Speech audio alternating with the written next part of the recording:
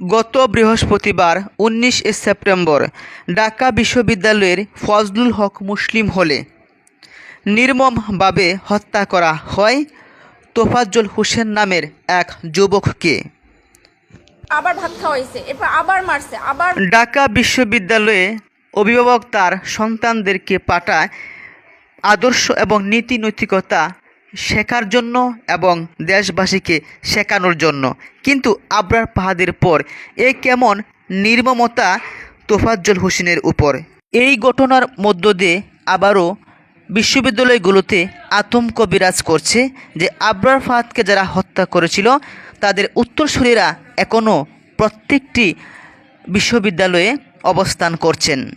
জাহাঙ্গীরনগরের সাবেক ছাত্রলীগ নেতা হত্যা মারধরে উপযুক্ত 4 জন ছাত্রদলের একজন সমন্বয়ককেও গ্রেপ্তার করা হয়েছে।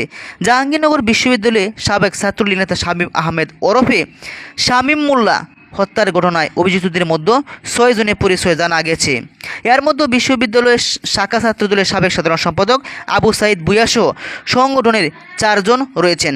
এছাড়া বৈষম্যবিরোধী ছাত্র আন্দোলনের বিশ্ববিদ্যালয় শাখার এক সমন্বয়ক ও ম্যানেজমেন্ট স্টাডিজ বিভাগের এক শিক্ষার্থী জড়িত থাকার কথা জানিয়েছেন অন্য শিক্ষার্থীরা। মোবাইল চুরির অপবাদ দিয়ে তোফাজ্জলের মামার কাছে শুধু আবেগের বসে 35,000 টাকার দাবি করেন। এই ঘটনায় অভিযুক্তদের সাধারণ শিক্ষার্থীরা আটক করেছে। সাধারণ শিক্ষার্থী তিনি বলেছেন, আবেগের বশত হয়ে আমি এই কাজটা করেছি। তোফাজ্জল হোসেন তিনি ছিলেন একজন মেধাবী শিক্ষার্থী এবং একজন তুখোড় রাজনীতিবিদ। I believe that Allah is Almighty. অনেকের কাছে অপছন্দনীয় ছিল, অনেকে বলতেন মানসিক ভারসাম্যহীন। অ্যাকচুয়ালি পরিবারের দাবি তোফাজ্জল হোসেন মানসিক ভারসাম্যহীন কোনো শিক্ষার্থী ছিলেন না। একটি জাতীয় চেতনায় উজ্জীবিত হোক। তিনি বাংলা বিভাগের অনার্স সম্পন্ন করেছেন। ইংলিশে অনবরত 24 আওয়ার্স কথাও বলতে পারতেন।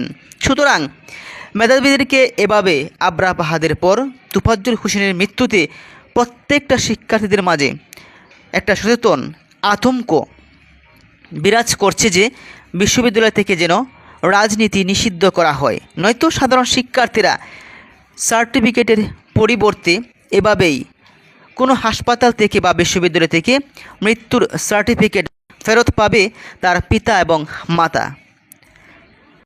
অনেকেই বলছেন আমরা এর তীব্র নিন্দা এবং প্রতিবাদ জানাই।